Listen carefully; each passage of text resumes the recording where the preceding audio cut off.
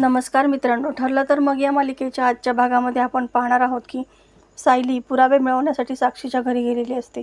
ती खोकल्याचं नाटक करते आणि साक्षी तिथून तिच्यासाठी पाणी आणण्यासाठी बाहेर निघते. तेव्हा ती सगळ्या रूममध्ये सगळीकडे शोधते, मात्र तिला एस लॉकेटचा अर्धा भाग कुठे काही दिसत नाही. आता इकडे नेमकी बाहेर महिपत आलेला असतो आणि अर्जुन त्याला पाहतो. लगेचच तो चेहऱ्यासमोर हात लावतो. तो आता मनातून खूपच घाबरलेला असतो. सायली पकडली जाते की काय याची त्याला खूप भीती वाटत असते. तो लगेच सायलीला फोन करतो, पण सायली ते सगळे शोधाशोध करण्यामध्ये बिझी असते. ती काही फोनकडे लक्षच देत नाही. इकडे अर्जुन देखील खूप चिंतेमध्ये असतो. फायनली सायली त्याचा कॉल उचलते. अर्जुन तिला म्हणतो, पटकन बाहेर निघ. सायली म्हणते, पण माझं अजून काम झालंच नाही आहे. मी ते लॉकेटचा अर्धा भाग अजून शोधते. आणि तितक्यात साक्षी तिच्या पाठीवरती हात ठेवते. अर्जुन खूपच घाबरलेला असतो. आता इकडे रविराज सर्वांना आवाज देतो. सगळेजण बाहेर येतात. रविराजच्या पाठीमागे प्रतिमा लपलेली असते आणि प्रतिमाला पाहिल्यानंतर मात्र सगळ्यांना खूप आनंद होतो, कारण तिचा चेहरा ट्रीटमेंटनंतर पूर्ण क्लिअर झालेला असतो. तिच्या चेहऱ्यावरती कुठलेही व्रण नसतात. हे पाहून सगळ्यांनाच खूप आनंद होतो. आता इकडे साक्षीला असं वाटतं की कस्टमर तयार नाही आहे, म्हणून ही कंपनीला तिच्याबद्दलच कंप्लेंट करते की काय. पण सायली म्हणते, नाही नाही, घरून फोन होता म्हणून घेतला. आणि तेव्हा ती खोकला येण्याचं नाटक करू लागते. अशा अवस्थेमध्ये मी तुमचं फेशियल कसं करू असंही विचारते. साक्षी म्हणते की काही हरकत नाही आहे, तुम्ही फेशियल नाही केलं तरी चालेल. सायली म्हणते, प्लीज माझं रेटिंग कमी करू नका आणि तुमचं जे 50% डिस्काउंट आहे ना, ते आपण पुढे कॅरी फॉरवर्ड करू. असं म्हणून ती बॅग पॅक करून तिथून निघून जाते. आता महिपत घरात येतो आणि त्याच्या बेडरूममध्ये निघून जातो आणि त्याच वेळेस सायली जिना उतरून खाली येते आणि बाहेर पडते. त्यावेळेस महिपतलाही कळत नाही की सायली तिथे येऊन गेली होती. आता इकडे रविराज आणि प्रतिमा विचार करतात की पूर्णाईंना भेटून येऊयात, म्हणून ते तिथून निघायला लागतात.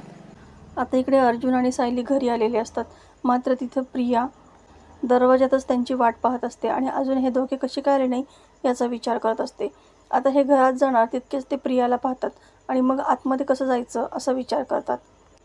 प्रिया मनात विचार करते की ही गोष्ट साक्षीला सांगितली पाहिजे, असं म्हणून तिचं लक्ष मोबाईलमध्ये असतं आणि याचाच संधीचा फायदा घेऊन अर्जुन आणि सायली आउट हाऊसच्या दिशेने जातात.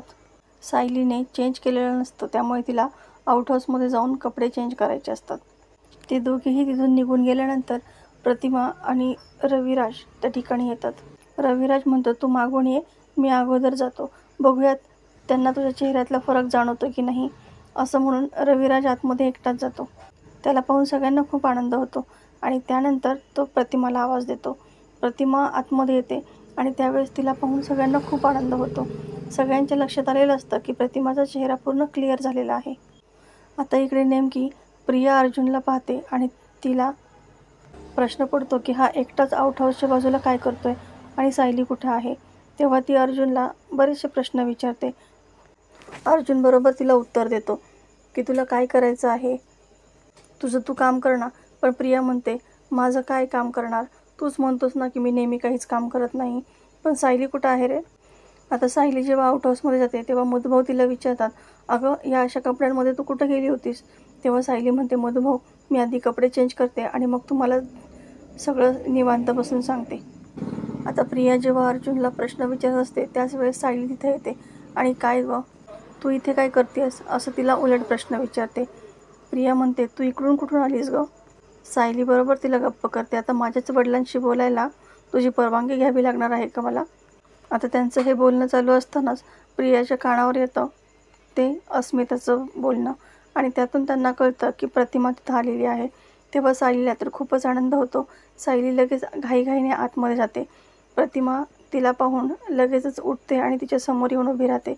सायली अतिशय प्रेमाने तिच्या चेहऱ्यावरून हात फिरवते, अगदी मायेने तिला स्पर्श करते. तिला तो स्पर्श अगोदर कधीतरी झालाय असं तिला जाणवत असतं.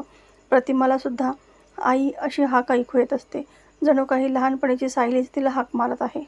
प्रतिमा म्हणते, सायली तू काही बोललीस का मला. तेव्हा सायली म्हणते की नाही, काहीच नाही बोलले, पण तुम्हाला असं का वाटलं. तेव्हा प्रतिमा म्हणते की मला असं वाटलं की कोणीतरी मला आई म्हणून हाक मारली. तेव्हा सायली म्हणते की मीच मारली असेल मनामध्ये कदाचित. आता त्या दोघींचं हे बॉन्डिंग पाहून सगळे खूपच थक्क झालेले असतात. तर मित्रांनो, येणारे भाग अतिशय रंजक आपल्याला पाहायला मिळणार आहेत अशाच नवनवीन व्हिडिओ अपडेटसाठी चॅनलला सबस्क्राईब करा.